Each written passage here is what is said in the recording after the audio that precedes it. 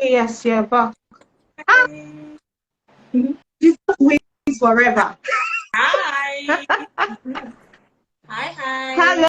Hello, finally. Can you see me now? Yes. Yes. We are alive. Right. We're in alignment. Yes. All right. So thank you for joining us. Thank you. Like it's great to have you here. Thank And you. it's great that you have your husband here with you because we need to learn how to have this money that all of you are having up and down. Like God, I beg, send it out. But before we start, let's play a game. Let's play a game. We'll start with you, Mrs. Reddy. Pick from number 1 to 5. Fine. Number 5. Okay. What's Mr. Molehins' dream holiday spot? What's his dream holiday spot? Yes. Doesn't have. No expo. Don't ask him. Don't ask him. That's what I'm saying. That he doesn't have dream. Wait a dream. Okay, that's my. Okay. Yeah, answer. I don't have What? Answer. Let's him answer. That's couple goals. You got this. Okay, so Mr. Molehins, you're next. Number 1 to 5. Okay, number 1 to 4 since 5 is gone. number 2. You said number 2. What's her love language? Words of affirmation. I would have sworn that it was gifts because on the anniversary, gifted her trip to Maldives, and I'm like, God, I beg, please, I want. Not gift though. He too said I was yes. Okay, so number 2 and number 5 is gone. So that you're next. Speak aside from number 2 and 5. Number 1. What was the last meal he ate? I think that was why not fried rice? Why are you asking Fried rice. me? That's what it is. At least I went out this evening. I went out this afternoon now, so I don't know whether he had eaten before I came, but yes. Last time I left him was fried rice. Okay, so is she right? Is she correct? very correct. God, do. This kind of thing, keep people and sing, God, I beg. Please, let it reach us. Let it reach people. Hi. Alright, so last but not least, I don't know if your followers or if people here literally saw your story during I think it was Shindara's birthday where there was rap battle. But we're going to bring it here because they need to see what we saw with our eyes. So you go first, Ms. Molehins. Whoever you're rapping, whoever wins gets 25,000 credit to their Optimus account between you and him. There's no need. I'll credit your. There's no need. Most account. No need. I give it. He has won. He has won it already. Just credit his account.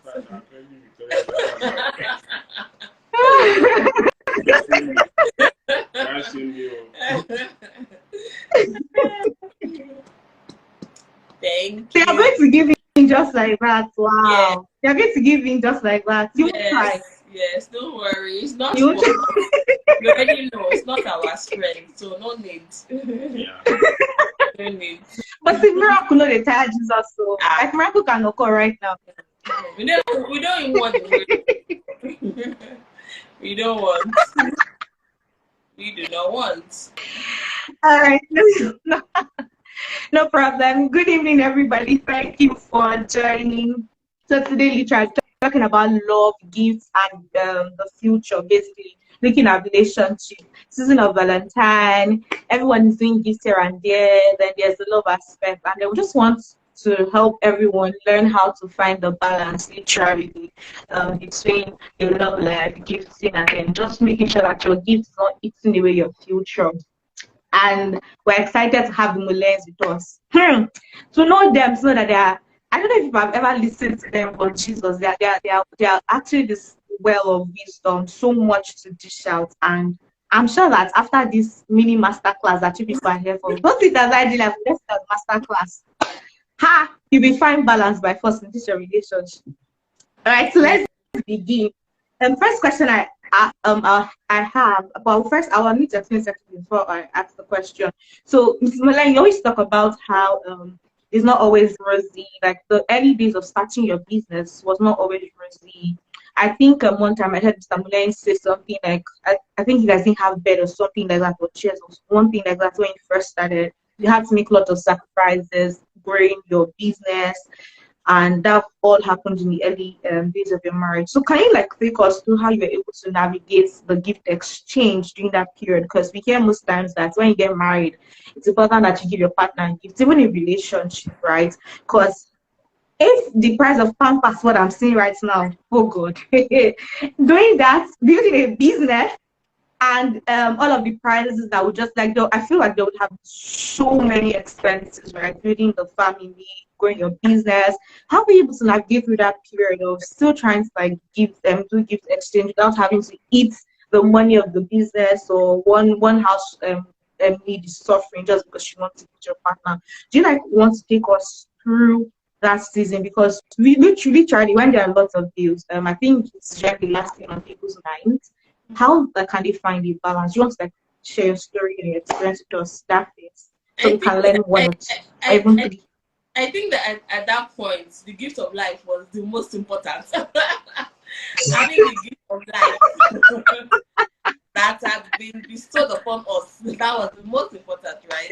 And we were just very young, and we were just starting out. We needed to look, within ourselves, what was priority and what was the most important, right? We knew gifts would come, but it didn't even mean that because we had like little that we would still not give ourselves gifts, or what the other person would appreciate. For example, like he had said that when you said that you thought my love language was gifts. For me, if you give me gifts, it's good. If you don't give me, I don't even think I don't even think if instead I'm the one that is always giving gifts, right? So at the time, I think that it was just having each other, planning for our future, and understanding that what we have now is towards our future. I can't remember our first Valentine. I can't remember. Maybe we went to a restaurant, had dinner and came back home, or maybe we bought ice cream and laughed about it and watched a movie or something, right? It wasn't such a big deal. Even up till now, it's also not a big deal, right? Especially on Valentine's Day, like any time of the, even though I told him that, you know what, and I want to start having grand gesture Valentine things, even though it's not a thing for me, but just so that we can say, oh, they did something for me, but it's not a big deal, right? But I would say that at the time, you need to also look within, know where your finances can. Don't now eat your tomorrow today because you want to give gifts by all means, right? Especially when gifts is not even your love language. I don't know if you want to chip in. Well, yeah, everything she said, and I'll just reflect on the early days. I think one of the first important gifts that I consider important that I gave to her was my ATM card. Um, I went to the bank. I got 2 ATM cards for the same salary account, and at that time she wasn't working, so I handed her over the keys to my kingdom. Keys to my treasure. And that treasure there was like 120, 130K per month. So to see how that treasure is, of course, 120K that time. If you convert it to a dollar, it's still stronger than, probably stronger than 300-400K now. Anyways, I gave her that, and I think that for me was the first expression of love and total trust in her judgment with regards to expending the family resources. But ultimately, what I found was that she didn't go to town, she didn't go on a spending spree. Guy would be spending spree. Guy was free. Don't spree. Once you start spraying, you don't get to the ring. Yeah, that's just do error. Yeah, but for me that really was just a demonstration. I was able to trust her with that because I knew she would make the right decisions. Mm. Thank you very much. And I think one thing I really picked from this is the aspect angle of understanding and trust. So both of you knew where you were, and then you had a common goal. Because I'm very sure communication would have occurred and trust. Ladies and gentlemen, this means that you need to not build trust with your partner, because if you don't, somebody will give you ATM card or give to their kingdom because they don't trust you. Let me go and start saying, my man, please, am I trustworthy enough? I need to be receiving keys to the kingdom. So let's reach me. Thank you very much for that. So second question, right, would be, I'm going through Mrs. Malayan page. You saw this sometime last year, I think it was February, where you gifted her this trip package to Maldives, and then she said it was the anniversary gift. Many of us were saying, God, when? We were like, God, I beg it, let's see pictures. In fact, I went to Maldives through her page that period because it was online vacation. I packed a bag, I packed my bag because I had to experience this more. But there is something to say that I would like us to just talk about. You talked about how he couldn't exactly really gift you that period. So you guys will get to that point where he could gift you. How did you know you had gotten to that point of wanting to gift her something that luxurious? Is it that you needed to have a certain amount in your bank account, or is it that you saved towards it, right? So you know that, well, I want to save and reach this, I'll be able to give her this. Or what exactly do you do? That can you please walk us through that process? Because now many people, they see that and then they go to meet their partner like, you too now, she God has signed on me. Come and give me more of this. Forgetting that there are several levels to this, that because you have something available, the money available to go for a trip doesn't exactly mean you can afford it. Right. So can you walk us through how you knew that you had gotten to that point where you could conveniently give her that without it affecting the company, or you know that as you admitted at that now, your kids' school fees, but sorry, like I'm going go, or you were taking out of your future. Like, how did you get to that point? Like, what did you save? Or do you mind walking us through that process? Okay. One of the things that we share and hold very deeply is our ability to make practical decisions.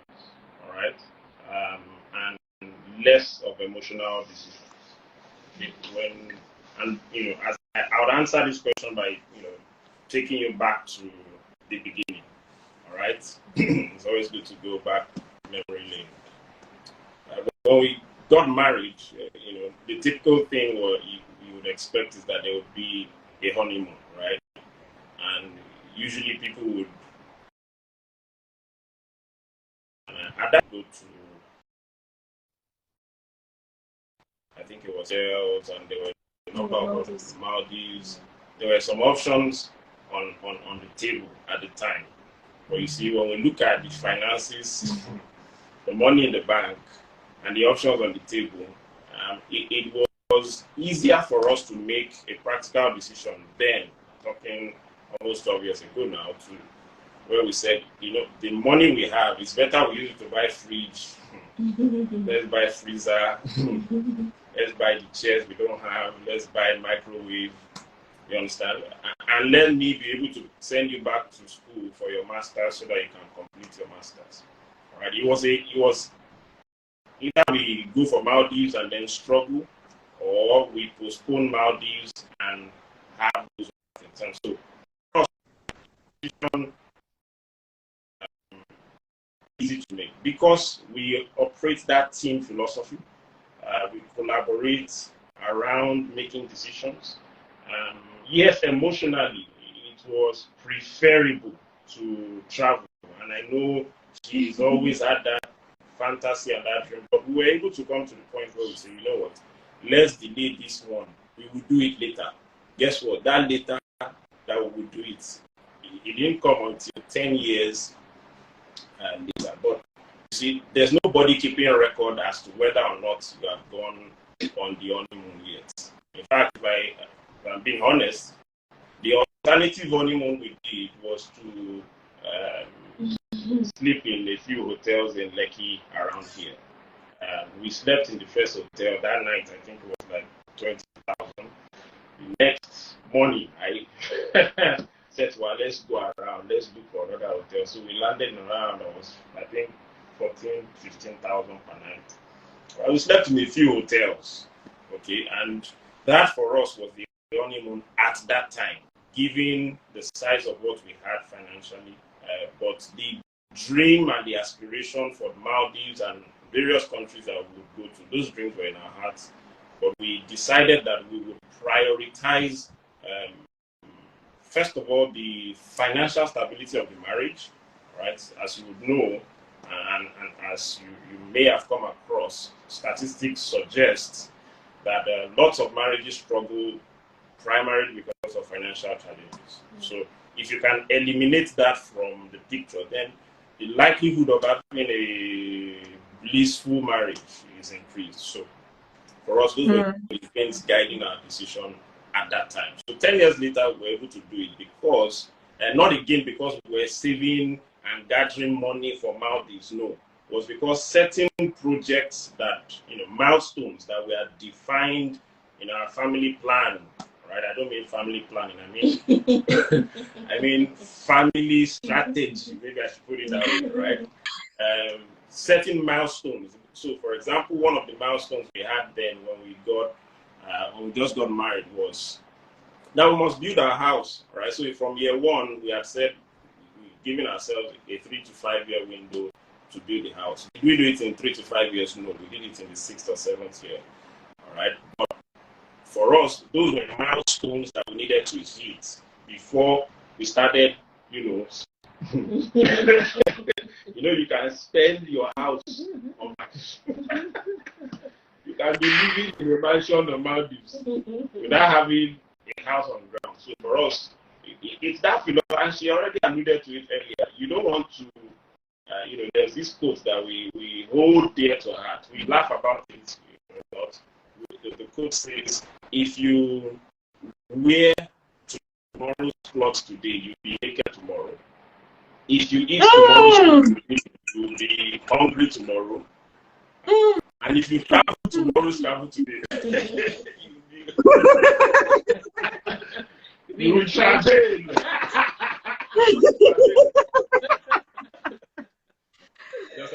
Did you guys get the word of wisdom?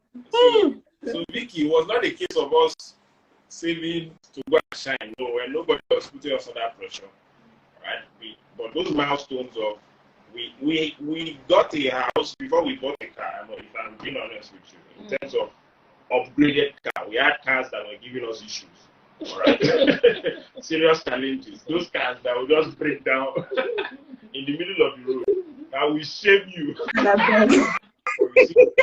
had housing project going on at that time, and it got, in fact, if I was, it got to a point where I started feeling the pressure that, let me buy this woman a car, because this car breaking down over this road, it's not working for my own mental health. But at that point, she said to me, let's just wait, let's see it through. All right, so those were decisions made in private. And so if anybody sees Maldives today, the person should know that it's not just for show, it's actually having achieved certain milestones. Yeah. Thank you very much. From your responses, and the first responses, all I can really get is the fact that you people communicate a lot, right? You both had priorities, and then you knew the priorities because you were communicating. So I believe that for everyone here, communication is key. That you and your partner should know what your priorities are and then work towards them. That way, nobody's reminding you of you promised me this, you have not got this. When you go and buy a car, they're looking at you didn't say money, so let's go and buy a car. You guys have your priorities, and then it's clear for us. So thank you so much for actually being very honest. It's very important that people know that. Because someone could sit down all this and then go and tormenting their partner, forgetting that there was a process to everything. There has been a process building up to that. Right. So the third question I have is, there are people that say, I like expensive gifts. I don't like cheap gifts. Like gifts that get to me are expensive. I crave expensive things. And let's say that their partner, yeah, there are honestly people like that. And go on social media, they are so proud and bold to say it. And let's say, for example, that their partner has not gotten to that point financially yet, right? And for those kind of people, gifts is their love language. However, kind of gifts that they like are really expensive, something above their partner's budget. What would you advise such couples to do without having to break the bank? Remember that this time around, their love language is gifts, right? And then kind of these are now that I'm sure the expensive ones that the partner has not gotten to that point financially yet. So how do you advise them to go about that without having to break the bank or into their future? I mean, like for us, maybe I'm just looking at it because it's us, right? First of all, I've not heard of craving expensive gifts before. I've not. That craving. I don't understand.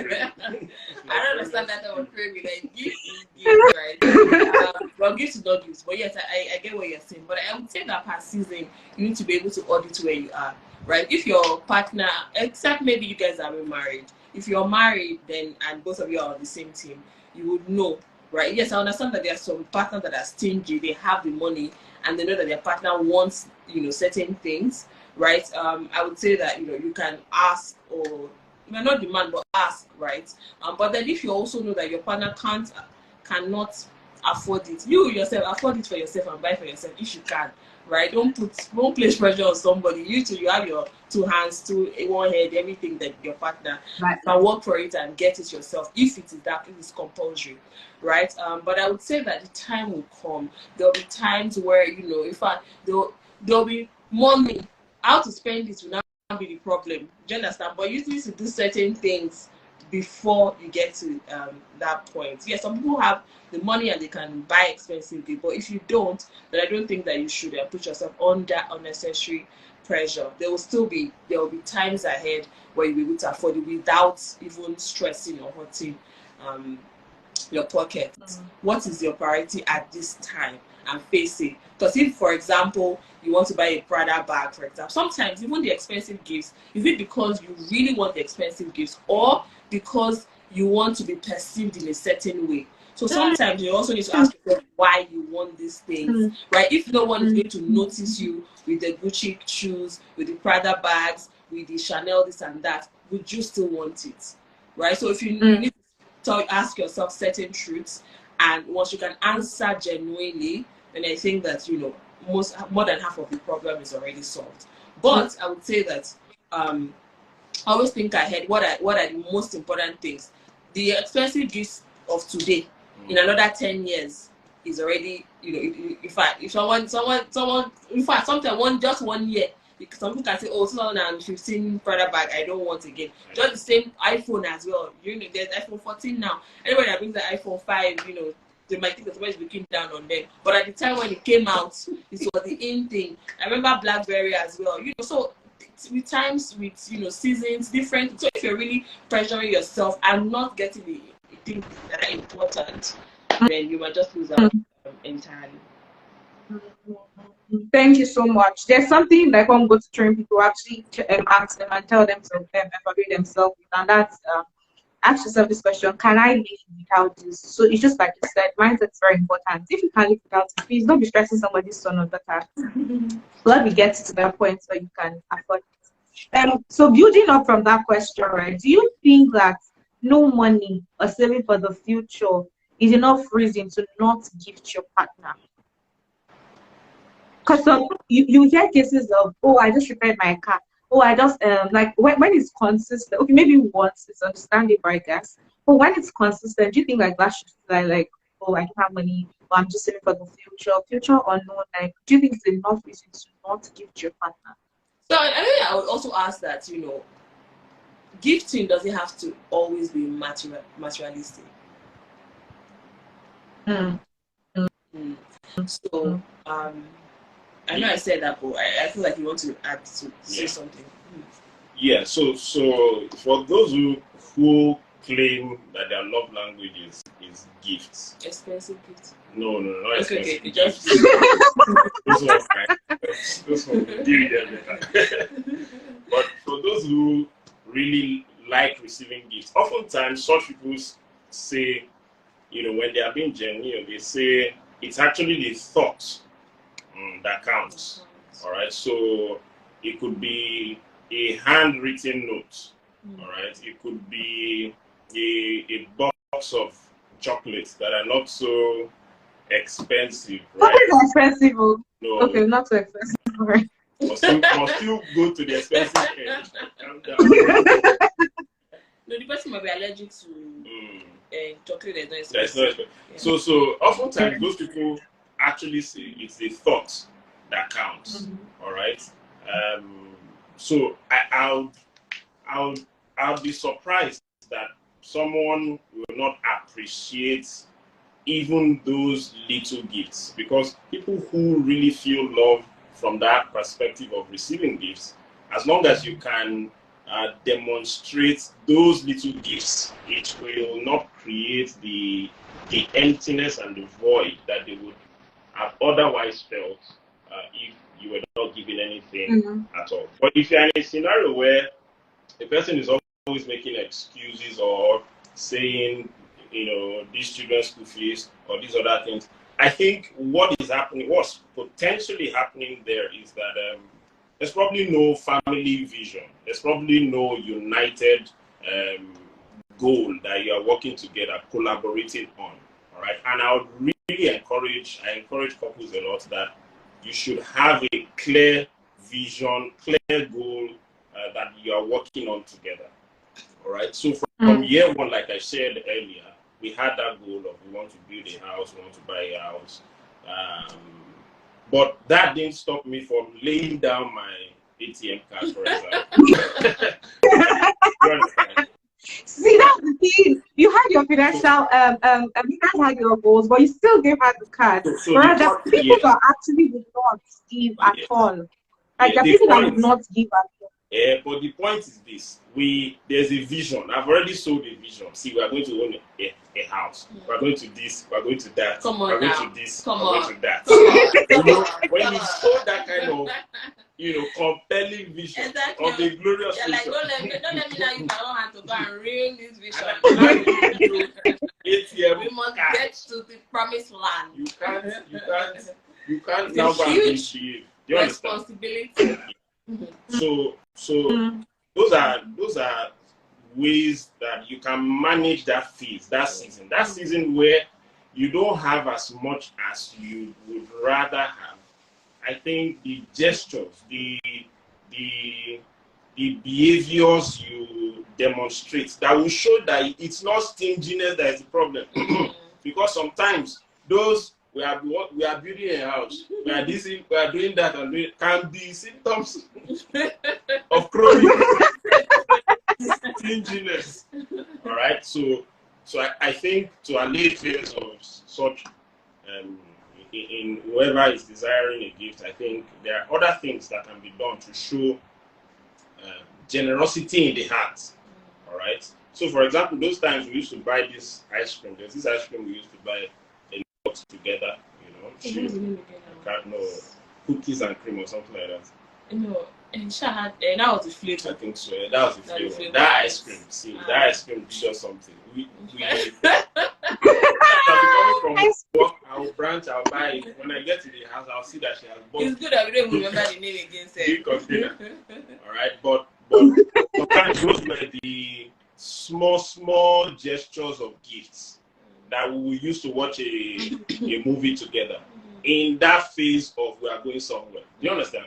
So I believe yes, you can still give gifts. It doesn't have to be so expensive. No matter the vision or the goal you are working towards, there should be gestures that show that there's no chronic stinginess in the heart. Wow, so good. Thank you so much. Like you just went through one route like this that I just never think of. See, I know that these people are deep. They are deep, they are deep. Make sure you watch this replay. So again, building on that, right? So let's now get to now, for example, let's say I have a partner, and my partner is gifting me something very expensive, right? And I know that it's above my partner's financial threshold.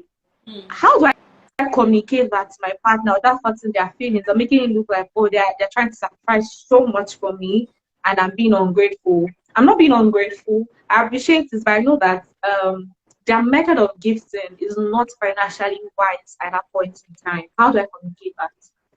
I think you can take it and add to it. Well,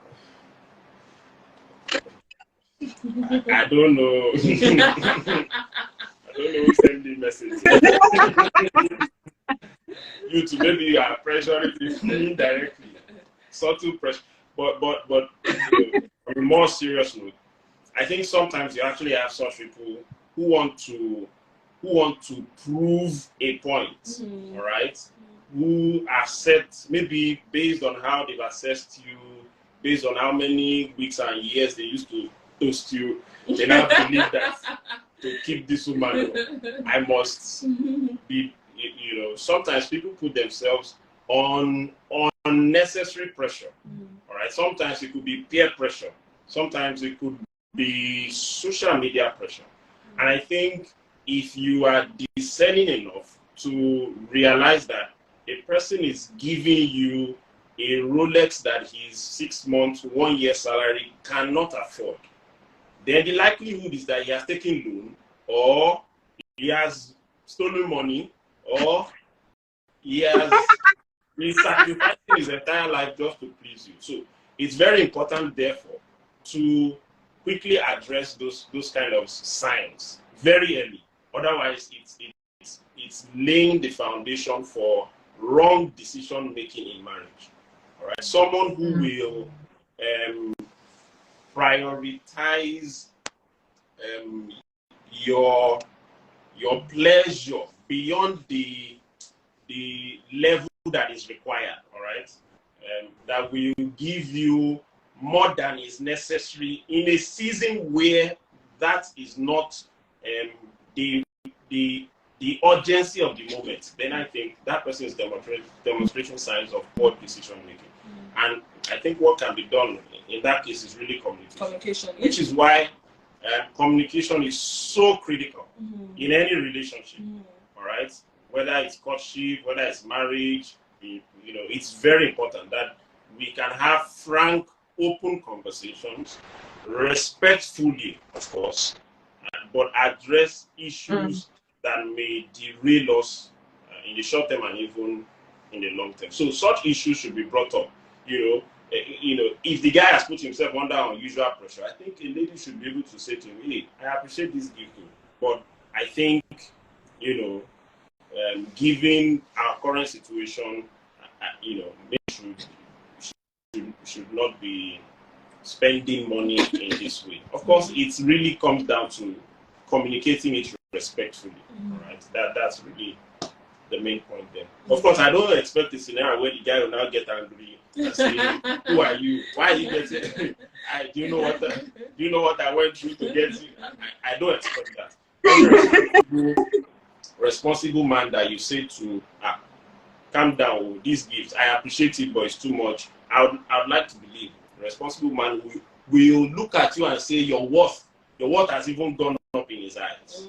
All right, not that it will make him think you are less sign value. In fact, your value will go up times 2 times 10 in his eyes, because he will see you as being prudent, see you as being futuristic than just all these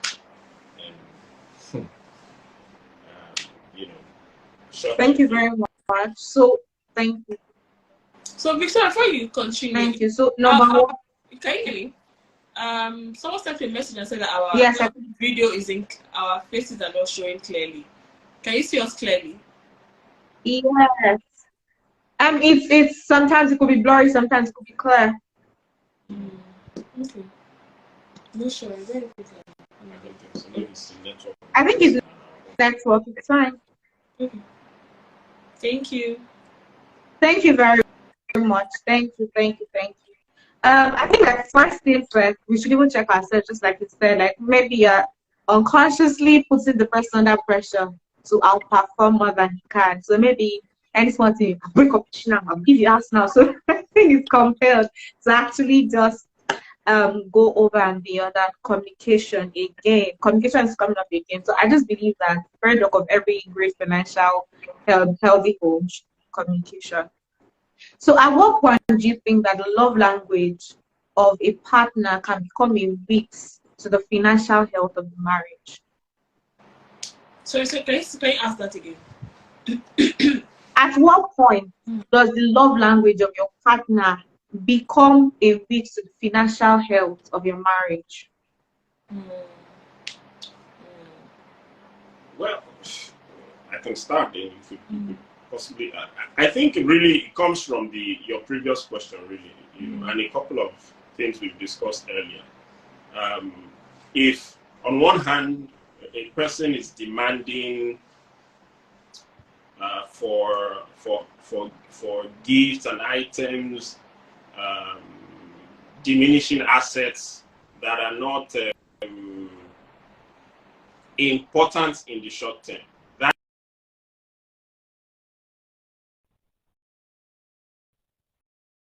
if you want to use an expensive car, you'd rather have an LX 570 now, when in actual sense you should settle with Picanto, Kia Picanto for now. All right. If you can't make that kind of decision and you are basing your decision on what will people say, okay, what will other people think? We were using one that car I was talking about, one Toyota Corolla, black like that. That car use our eye to see something, but we kept using it. All right, we kept using the car like that. Was there money in the bank to buy a more befitting car? There was. All right. And then there was one other Honda. That one put us under pressure. You know all those Honda that their leg will just break on the road. That one did us. There was one day I went for one guest speaking engagement when with my family. But the four of us went out. All right. We're coming back in the hot afternoon, having spoken for probably about 2 hours, coming back home, and the car just performed. I was like, on this Sunday, why didn't you even behave? On the Sabbath day, you know how to rest. So I had to bring out my family, order Uber, put the family inside, let the family be going ahead.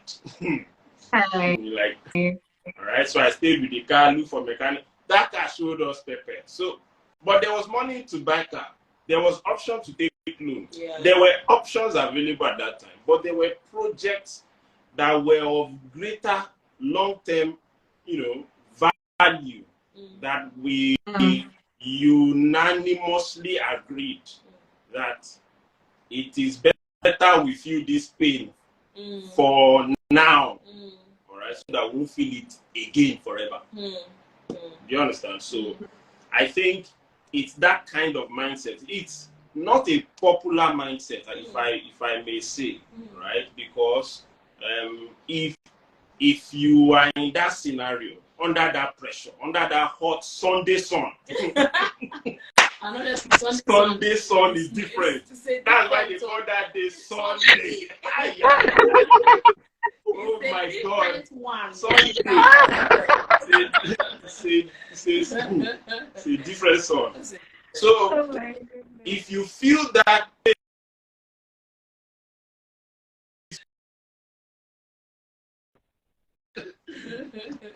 So it's a different stress and different discomfort, but we look back now, we are laughing at it. Those days we were not laughing. So 10 years. 10 years. Yes, I can. Yeah. So I think it's that ability to delay gratification that will put your finances in a good position.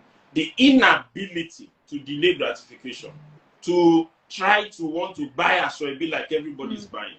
All right, we have policies like that in this marriage. In the early years, we did not used to buy a soybean from anybody, from any human creature. No matter how precious that soybean is, in the early years, we not touch a soybean. Don't bring a soybean at me. All right, those kind of don't come and ruin. So you see, sometimes we make some decisions in this country, in this culture, that we don't see the long-term effects. All right, time will permit me to do the analysis of Ashrebi, what it will cost you, how much you will sow it, how many friends will get married in a year. Multiply that by 10 years. You suddenly find out that's the foundation of your house that you have won once. All right, so it's those kind of tough, frugal decisions that we made, and the good thing about them is that we made them together. All right, we were. If anybody is wavering, the other person was able to encourage, not forcefully, but with loving words to say, "See, let's stay the course. Let's stay the course. We are almost there." There was one. Let me tell you one last story. There was one last-minute decision I almost made in 1 year, in the beginning of the year. All right, that car showed us so much paper. I concluded, forget it. I'm going to buy a car for this woman. Let her have peace of mind. Me, so I have peace of mind. All right, but we were having that conversation, and she said to me, "Are you not going to be promoted in a few months?" I was due for promotion. I think it was 7 months thereabouts. But that 7 months seemed far, given the car outside the house. It seemed so far away. But she said, "See, instead of buying car, they are going to give you brand new SUV in 7 months. Just wait. Suru, Misu, just wait. Let's collect that. We'll be managing this one until we get that." All right. So as God will have it, 7 months later, I was promoted, got an SUV. All right. As they gave me the car, I handed over the key to her. Oh, you guys, it's a good time to say God when. Oh, God when. I handed over the key. I continue with my Uber. I handed over the key to her. I say, "Madam, you have sacrificed with me. I hereby sacrifice this car." Oh, marry a good woman, though. All the men here, marry a good woman. Can you hear the story? Well, just hold on. Give me 5 seconds. Let me try and change the network. Okay.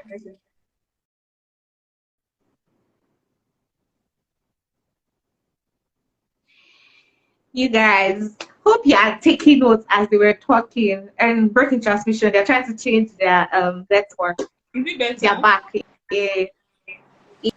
Yes. Okay. Let's know if it's better. So, yeah. So Victoria, Yeah, that's the. it is. Okay. So that's it in a nutshell. Yeah. In a nutshell, any decision that will derail from the vision, the goals that you have together as a family, I think those are some of the things that can affect your savings, your planning, and I think it's in those moments when one party is weak, the other party should encourage lovingly the other person to come back on board. Yeah. Victoria, can you see us? Can you hear us? Thank you so much. Yes, I can see you and I can hear you. Okay. So basically, delayed gratification helped both parties. But what of when both of you were down? Like you said, when one person was down and another person was up, person could pick. What happened when both of you were down? One Like person maybe for example, the campaign at any point when she had like, I'm tired. At least one person. Tired. Even if though both of you are down, at least one person. One person will be down. One person will be down.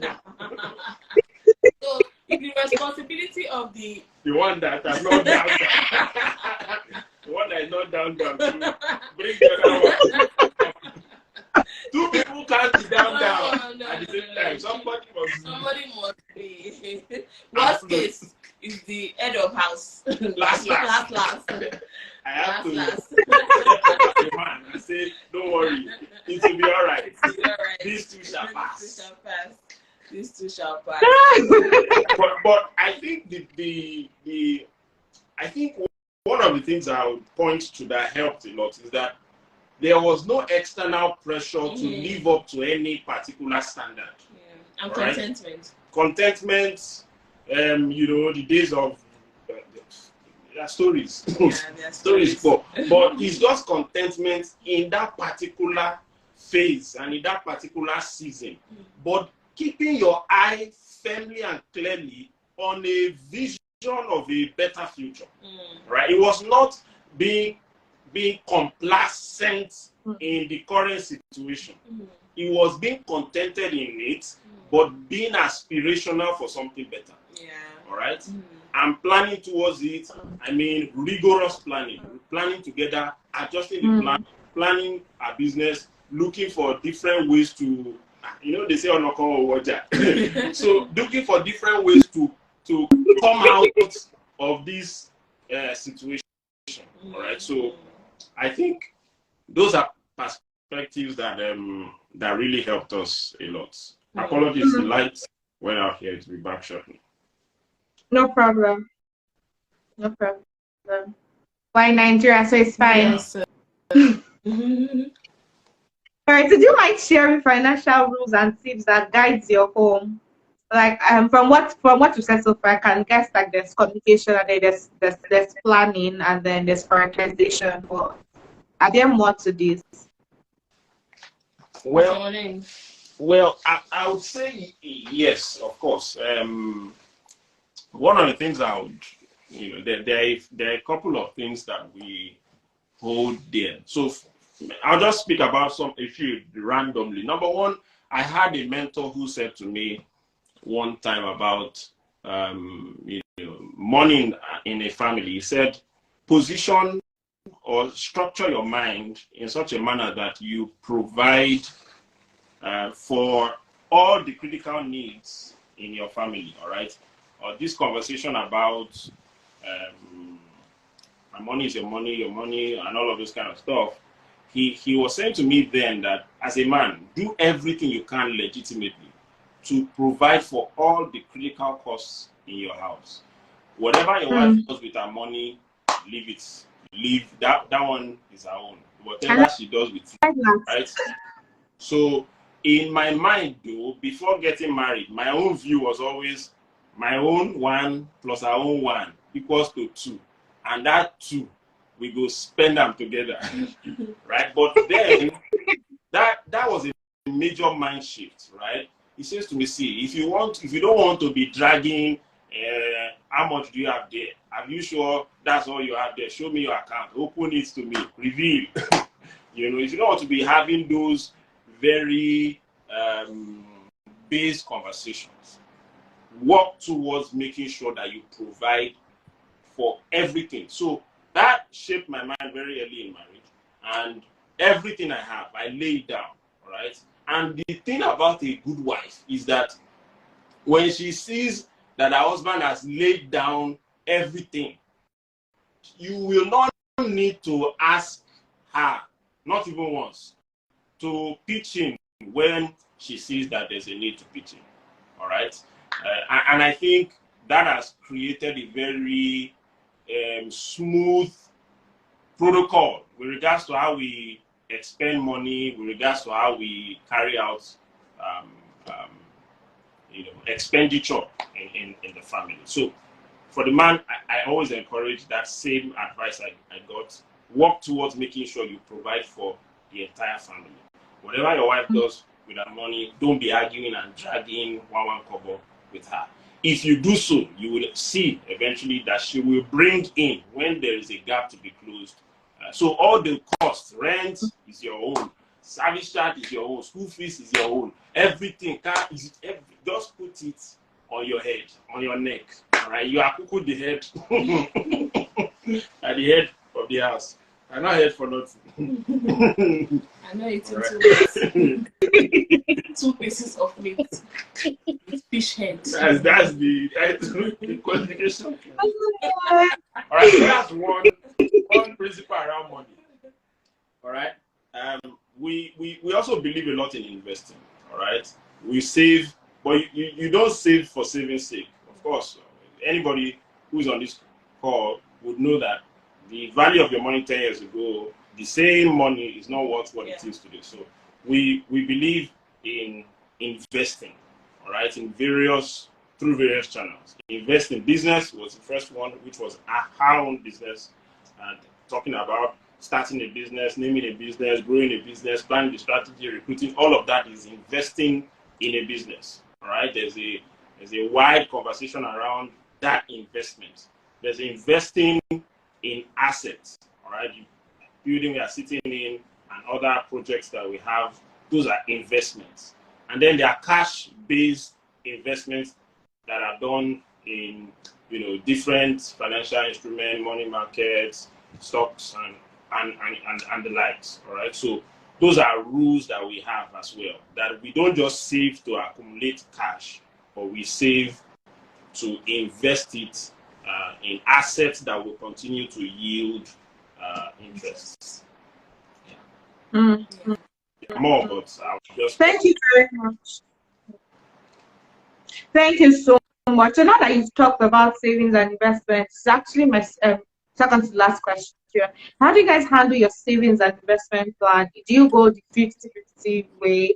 Do you go use mathematics like, okay, 70-30, 50? Like, how do you do it? Do you do based on who is more buoyant at that point in time? Or like, how do you just see plenty mathematics or literally vibes and inshallah? Vibes and inshallah. Which kind of strategy is that?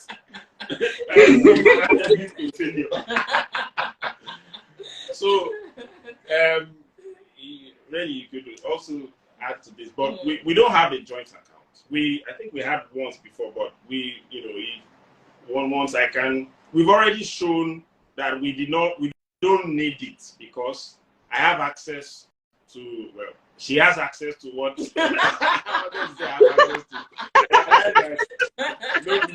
No be correct statement. I won't make this.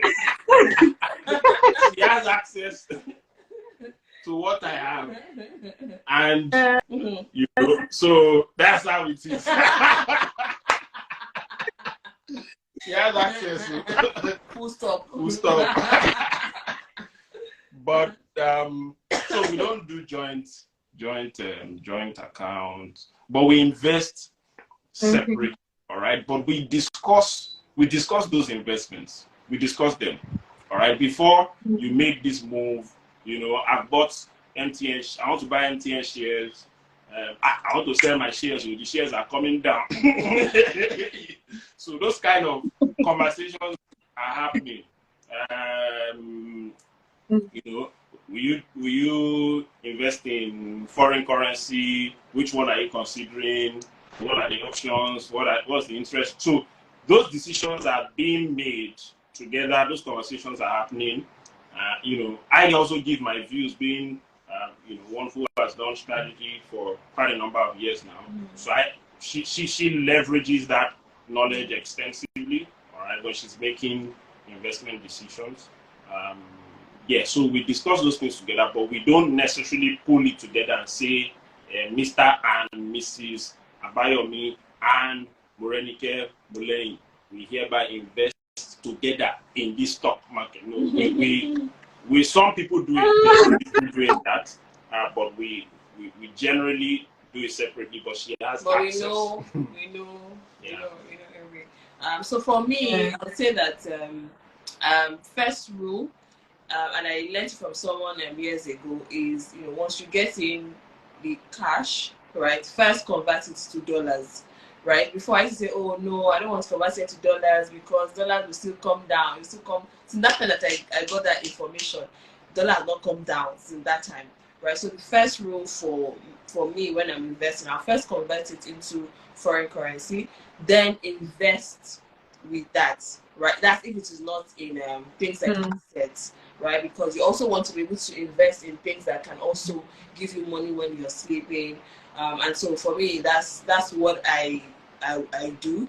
And I would say that for investing, most times I have projects that I want to do. I can say, okay, you know what, within the next 6 months or 1 year, this is the project that I want to do, and then I'm committing funds to that. Because what happens is that if you don't do that, you find out that irrelevant things will start coming up, and you would think that you have so much money or lose cash and you can just but most times when I realize that I'm committed to something, I realize that the money is not as plenty as I thought it was, right? But that's because I'm committed to a project. But if I didn't have that project, I can be spending it loud like that, right? So I'm usually always looking. So once I'm done with that, right, I am looking for the next project, because in my 30s now, investing so that the yields in our 40s and our 50s will be things that we are done both in our 20s and 30s. So this part of this time of our life is just working and investing smartly. So I'll say that. Somebody asked me, do you get forex? How do you want to get CBN rates? If I even have one Egbon that was saying that she's into manufacturing and she wanted, I think, maybe $500,000 or something, and this is manufacturing where you are even entitled to go to CBN and say that this is what I want to do, and they will give you a CBN rate. But I think out of the $500,000 or maybe $200,000 that I wanted to ask, they gave her only $200. Oh. Yes. So exactly, no. So it's market rate, but that's why it's just good. So for me, as the money comes, immediately change, and it will just progressively accumulate like that. Victoria, over to you. You guys are dropping like mad, like crazy wise financial investment tips. So if I were you, I'll take notes, because what they're saying is very correct, and take that from us, from Optimus, since 8 years experience. So final question literally will be, how do you handle a partner that is always making financial investment that ends up in a loss? Hey.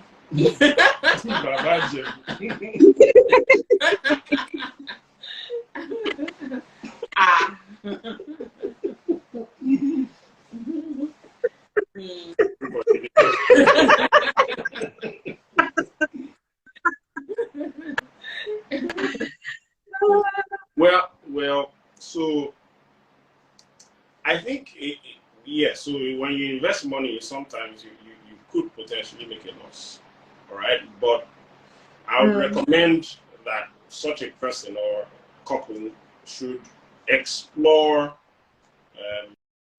financial literacy, right? Yeah. When you invest, you don't invest your all, everything you have in one source, right? It's what they call diversification of your risk. Okay, the way she was explaining about dollars, not every 100% is in dollars, because that's a risk. Okay, so you must spread your risks. Okay, so if one doesn't work, another one will work. So to make such decisions that are consistently wrong decisions, the likelihood is that the person is falling for investment schemes that are promising what is too good to be true. Right? The Maddox of this world, the MMMs of this world, and those kind of investment schemes that will tell you within 3 months you've collected 100%, within 3 weeks you've collected 100%. Those kind of investments, Babajebu kind of investment, that it's not. If that's the kind of investment you are making, such a person is making, the person will continue to experience such losses. The person is exposed to experience. But if it's in financial organizations, I think one should evaluate the kind of company you are investing in, their track record.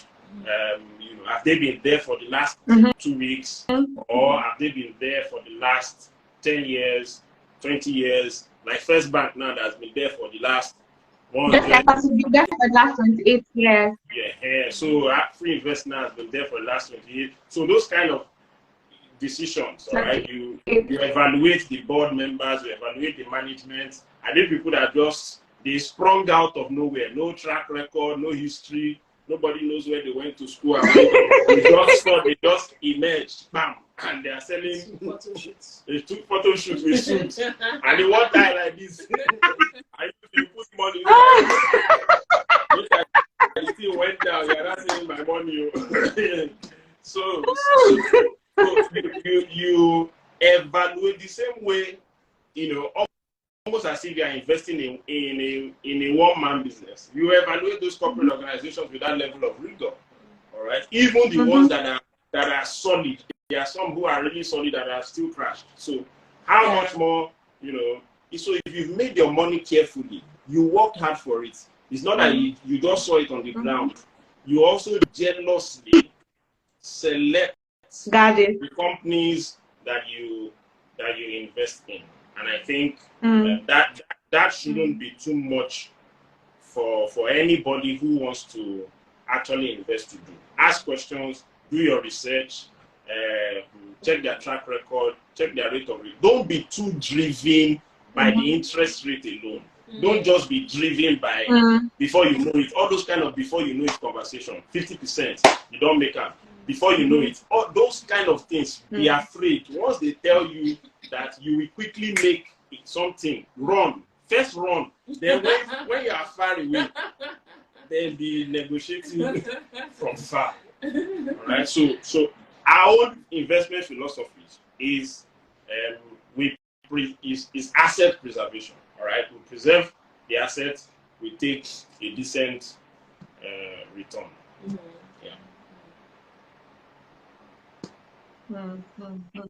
Thank you very, very much. I've had an amazing time, and that'll be all from us.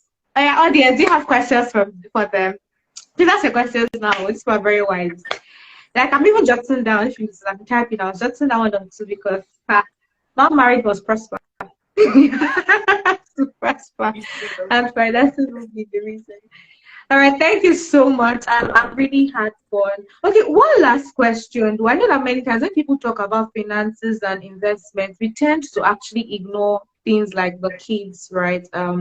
How do you guys approach saving towards your kids' future? Now, this beyond like purposeful saving, where you're trying to save for their school fees, or no, let me not say it's not even savings now, it's investment, right? How do you approach investing into your kids' future, right? So that when they grow old, because I mean that will be in your view. How do you like what's your take on that? Do you wait till they are grown and then observe their behavior like, this one you're knowing now, not for you, or you just like how do you do that? How do you go about that? Well, I think the first step to financial literacy is savings. To know how not to know how to make money grow in your hand. All right, that's the basic. All right, and it's not as it can be easy when there's no pressure, but it can be challenging when there's pressure. All right, but one of the things we've tried to help our kids do is to have a savings culture. So whenever a family member, a friend, uncle, auntie gives them money, they have this piggy bank that they put it inside. Our first daughter, I think, had that for about. She became 10 in December. She had hers for about 6 or so years. The piggy bank. So we opened it when CBN said, "Everybody, keep your money inside the bank." We opened it and we counted it. There were some generous aunties and uncles who gave dollars, some dollars there. I first packed that one with one hand like this. All right, but just kidding. But the point is teaching them to save. All right, and that's that. And that religious act of, once they receive money, they know they go to keep it somewhere. Once they receive money, they are excited. They are running to go and keep it somewhere. Once they receive money, that excitement, doing that for years. All right, when you've done that for 5, 6, 7 years of your life, of collecting money and keeping it somewhere, and then realizing that money has accumulated over the years, that builds the basic financial intelligence that a child must have. We also have bank accounts for them. Sometimes relatives too would ask, send us this person's account that is doing birthday. You send it, they put the money there. So that way, there's already this savings culture, the basic one. It's very important that children have it. And we also teach them generosity. Generosity, people often forget, is part of financial literacy. money is not only for collecting and keeping. There's also the element of knowing how to release it. Okay, so there was the other day we were in traffic, and my daughters pointed out that there was a kid begging on the street, and she said she had 500 naira in her hand that she wanted to use the money to give her. I said, okay, it's your money, give her. And so she wound down and gave the little girl the money. So there must be that teaching of keeping the money. There must also be the teaching of generosity. The element of investment, we've already also started that, because we are also encouraging them that the money you save, you can use it to invest in your business. You can, one likes cameras, one likes a few other things. You can buy the inputs that you want to use for your business and begin to sell products. All right. So those are elements that we are already teaching them, even at their young age. I just want to add as well that we also, as parents, are also looking, and we've spoken to one or two companies as well. Creating a trust fund for them, right? A trust, right? And so for their university, putting money towards that, right? And then also so that when they get, or maybe on their 21st birthday, for example, they are giving, and that's after they've demonstrated that they are financially responsible, and then they get access to the money that have been invested on their behalf, right? So that's the next step that we are currently looking into. But most importantly, definitely a trust for them. Thank you so much. I've had fun. Everybody has just been laughing since, like, you guys have cracked us up so much. I want to thank you. I actually want to do this rap battle. You want Mr. Molehins to just win this money, like, because I know that he wins it was transferred to me. I don't win money. Yes, now you rap. No, you rap for. It's a rap. It's a rap. It's a rap. Vicky, it's a rap. That's our rap. What to shame us? All right. Anyway, you know that he has given the keys to his kingdom, so even if he wins, it's coming to you, right? God will do it for us. Thank you very, very much. Thank you for honoring our invitation. Thank you for being surprises, and thank you for actually being very vulnerable and honest. Because someone actually put on as a comment that she thinks one of the causes of this unnecessary pressure is social media. So people come and this is several things. Well, I believe that you should not let what you see online pressure you. However, some people are pressured, and it's just way that people are able to understand the process building up to that point, just so that they're not giving their partner necessary headache. Thank you. Maybe there are no more questions from lovely. I think I skipped a question. I'm trying to find. I skipped a question. So I think someone was asking about. So I think it was Mr. Molehins said something surrounding how he easily gave you the money and kissed his kingdom. And so I was talking about the stingy spouse, right? What do you now do when the spouse is stingy? But I want to ask you that, what do you now do when your spouse is extravagant? Are you now going to also tell them of your investment plan? Because there are some spouse that you cannot exactly trust. You know that when you tell them that I've saved up this money, I have this money in investments, that's when all the needs of this world will be coming to their head, right? And the person was also asked, what if the person is a stingy spouse and just never wants to gift or give you regardless? What do you do?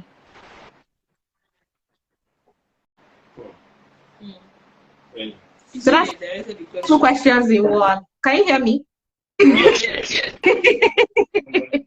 So that's two questions in one. Stingy spouse, like some spouse that you've built with them and all of that, and then time for you to have enjoy fruit of your labor, you're still hearing plenty stories. Then on the other hand, spouse are extravagant, that once you tell them that I have this money saved, because you guys always talk about communication, and I have this money invested, that's when all of the needs in this world is coming to their heads, come and ask you for How do you handle those kind of I think I can situations? answer the second question, and while somebody answer the first question. For the second one, I would say that so every relationship is different. Now ours, because we know ourselves, right, and we understand each other. That's why we're able to communicate and freely communicate, and we know that it's not going to be used against one another. Instead, it will be for the betterment.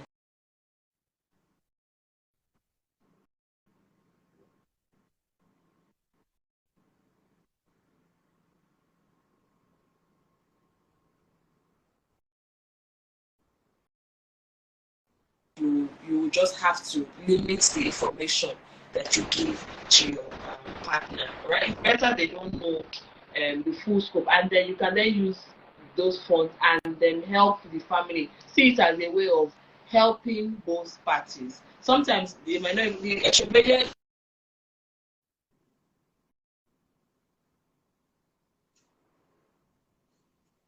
Right. Correct.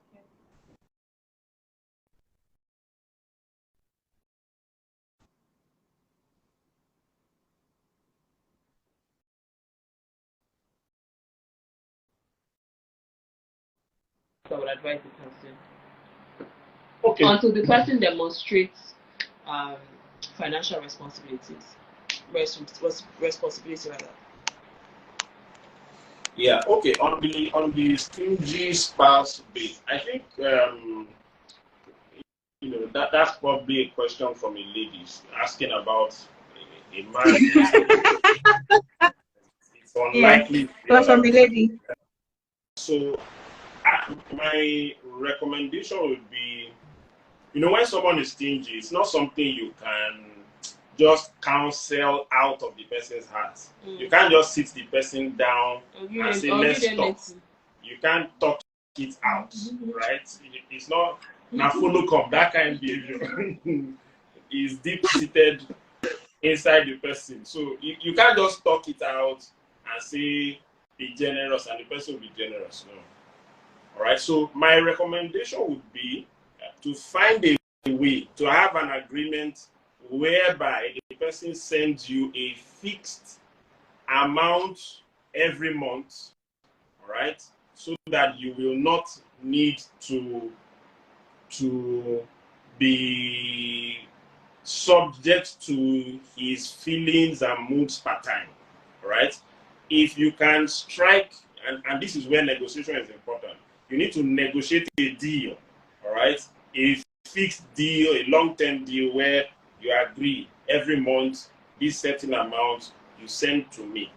All right. So if you can agree, if you can reach that kind of deal, I think that you should hold on to the deal.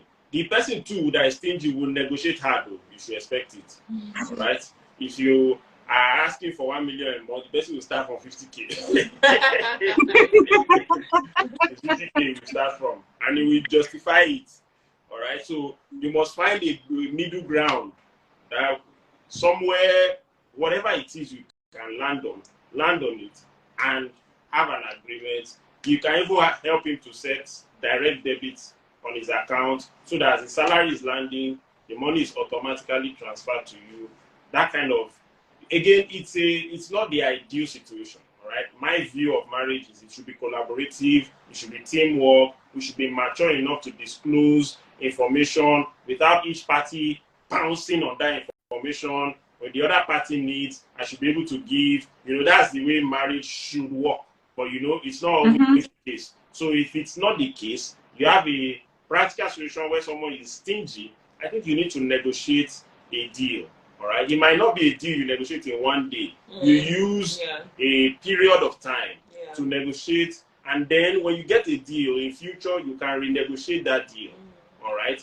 But don't have a defeatist mindset where you just shut down and say this man is stingy. This man is stingy. All right. I think what you should work towards is to try to strike a deal and try to find a way to enforce the deal using direct debits and things like that. That way, you give yourself less stress of going every month to make demands. All right. I think there may be other solutions, but that's what I think in such situation that is going to do. Yeah. Fantastic. Thank you so much. What? I said fantastic. That was so good. Yes, yes, yes. Thank you very, very, very much. We're very grateful that you honored our invitation and to leave. We are wrapping up our content close to love, gifts, and future. So you guys, you've heard it though. Valentine's season, but please be wise. Don't go into your future because you're seeing people doing pepper them. Just have sense. Be wise. Know when to diversify. Have a common goal. Communicate with your partner. And delayed gratification for things that they really pondered and talked on. And I hope that you hear what, though, hear what. I So wanted that to just, I wanted to just say something, just in closing, and then that's it. And there was something that I think was from my husband that I heard is, and he said that you can give without loving, but you cannot love without giving. Yeah, So if you know that you really love someone, you would just somehow, no matter from your little, from your plenty, it would come out. But you can actually even give without having to love the person. So you can give without loving, yeah, you can. but you cannot love without giving. Yeah. The proof of love, therefore, is giving. Mm. You give your ATM, Yeah. dear brothers, give your ATM. Before you don't block me for road. My wife is asking for ATM. Who is that man? I'm not there. I'm not there.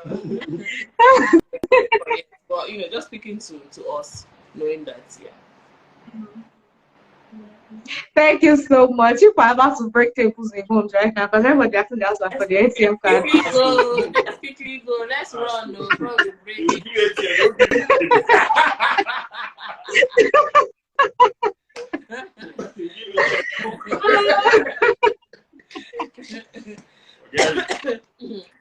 Sorry.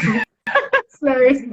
Thank you so much. Thank you. We're honored that you graced our table our life. Bye. All right then. Bye. Bye everyone. Good night. Have a lovely week.